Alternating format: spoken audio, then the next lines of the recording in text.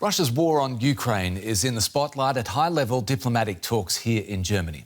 Foreign ministers from NATO countries are meeting over their long-term strategy. Ministers from Finland and Sweden are expected to meet their Turkish counterpart there after Turkey's president indicated he may resist their bid to join the military alliance. Meanwhile, foreign ministers from a group of 7 nations are continuing their talks. They've pledged to support Ukraine to, quote, until victory. The spotlight there has been on food security concerns, with global supplies from Ukraine hit by Russian blockades. And as Sweden and Finland consider joining NATO, Turkey's president has indicated he may resist their attempts.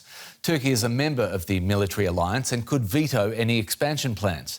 The issue is expected to be raised at a meeting of NATO foreign ministers in Berlin this weekend. High-level talks are also underway at the G7 meeting here in Germany, where countries have promised to support Ukraine until victory. The serene atmosphere of a North German country retreat, the venue for talks on the global effects of war in Ukraine. The Western democracies working together to face down Russian aggression. Germany currently holds the presidency of the G7, so German Foreign Minister Annalena Baerbock was in the chair. EU Foreign Policy Chief Josep Borrell announced more military help for Ukraine. The recipe is clear. More of the same. I mean more support to Ukraine, including military support. We at the European Union, we will provide a new tranche of 500 more millions to support military Ukraine. Ukrainian Foreign Minister Dmytro Kuleba was a guest at the meeting on Friday.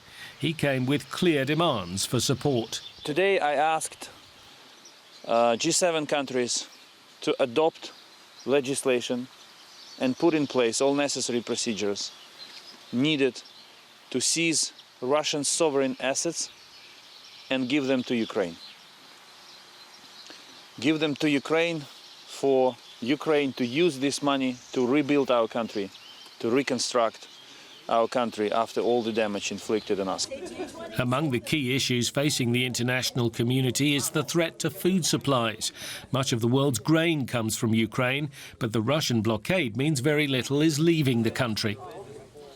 Together with G7 today we discussed ways how to lift this blockade, how to make sure that Ukrainian agricultural products will make it to the global markets, especially to Africa and to Asian countries. We do care for food security of African countries, of Asian countries, and everyone who depends on supplies from Ukraine. Food, weapons, sanctions. These are the concrete questions for the G7 diplomats. As they weigh their options, they're also determined to show that though the war drags on, they stand together.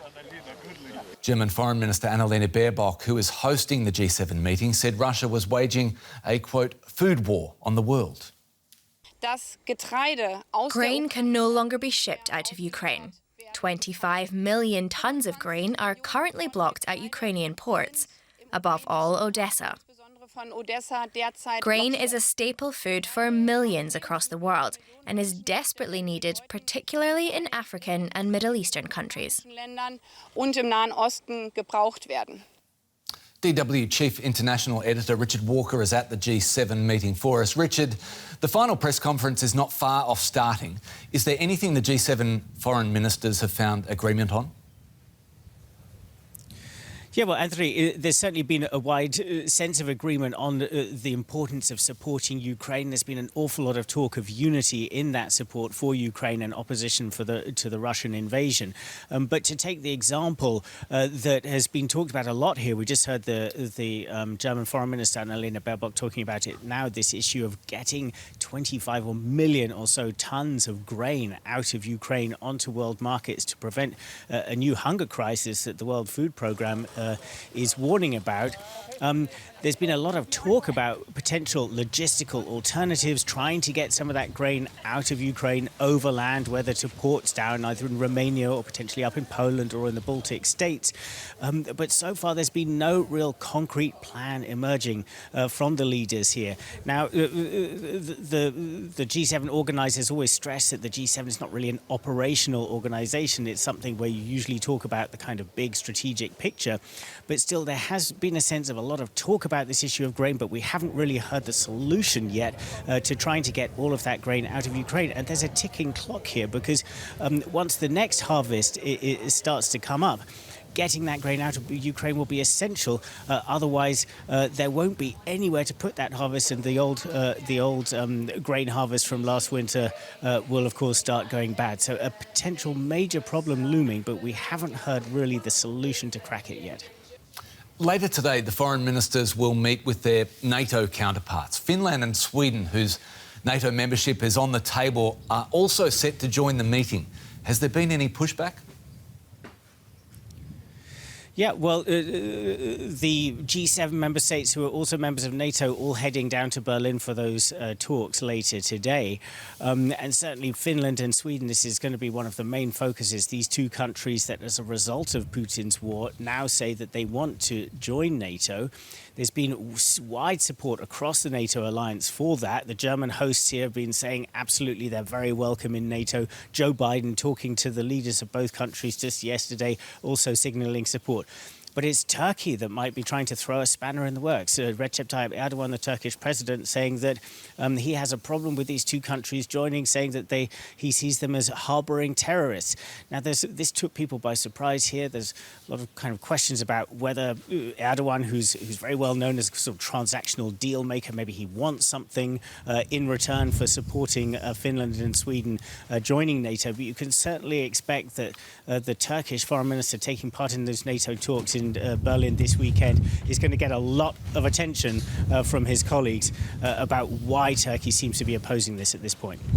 At the G7 meeting, DW Chief International Editor Richard Walker, thanks so much. Ukrainian forces appear close to claiming victory over Russia's attempt to take the second largest city, Kharkiv. Western military analysts said Russian troops were withdrawing from areas around the city due to limited reinforcements and Ukrainian counterattacks. Despite the latest gains, President Volodomyr Zelenskyy used his nightly address to warn of a long war ahead. He said more than 1,000 settlements had now been deoccupied. These were left behind in a village east of Kharkiv when the Russian army was forced to retreat. Ukrainian soldiers have managed to retake several villages on the outskirts of the city, but they remain on high alert. The front line is not stable. The village went from hand to hand. Our guys took it back. They pushed the Russian forces out using artillery and kicked them out towards the border. From there, Russian forces continue to launch artillery, leaving behind a path of destruction north of Kharkiv. Recent shelling destroyed this cultural centre, where local residents were receiving humanitarian aid. At least 2 civilians were killed in the attack. Meanwhile, in the west of Kharkiv, residents have started to return to what is left of their homes. This village was liberated only a few weeks ago. Everything is destroyed. Look at the road. Last year the road was fixed and everything was getting better. But after the Russian troops, it's darkness. We came to rebuild our house. We need to live somewhere. We can't live in the subway forever. As residents grapple with the scale of destruction, here at least there's hope that the war will soon be over. DW correspondent Matthias Bullinger is in Kiev. We asked him if there is any further progress by Ukrainian troops in clearing Russian forces from around Kharkiv. That's what we are hearing, and the area that has been retaken by the Ukrainian troops now is quite large. We are even seeing observers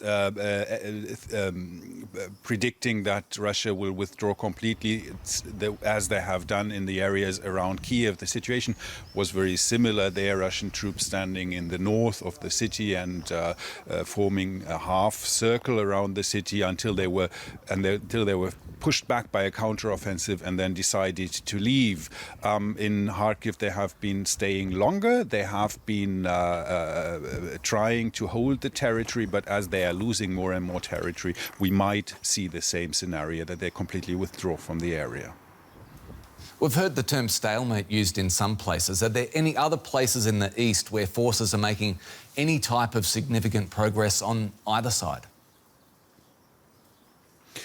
The situation in Donbass is much different from what we are seeing in Kharkiv. No side has the upper hand in there, and the fighting is very intense there. And the Russians have made some gains there. The town of Rubizhne, it's north of Severodonetsk. That's one of the two main administrative centers of the Ukrainian-controlled territories, is said to be fully under Russian control, which means that they have advanced quite a bit towards this critical city of Severodonetsk. So, and there's another place where the Russians have also made advances. However, these advances are not breakthroughs, so they're not. They haven't decided the trajectory of the war yet. The Ukrainians are putting up fierce resistance to these advances.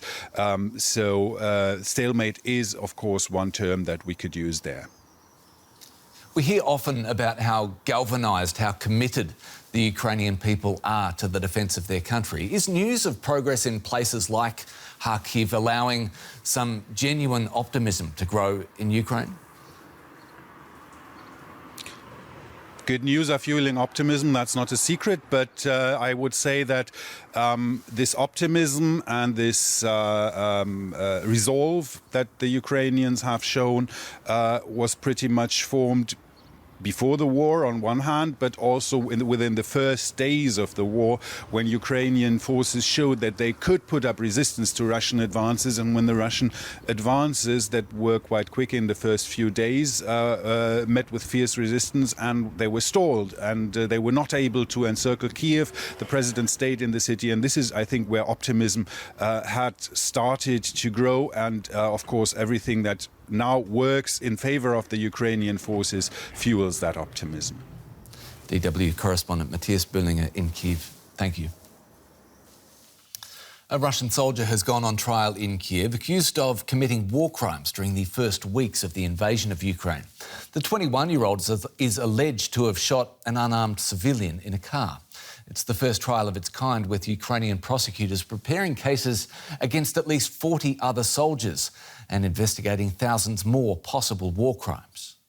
Now, in other developments in the Ukraine conflict, Ukrainian and British officials say Russian forces have suffered heavy losses trying to cross a river in the Luhansk region of eastern Ukraine. Kiev has released video, it says, shows the aftermath of a strike on a Russian pontoon bridge.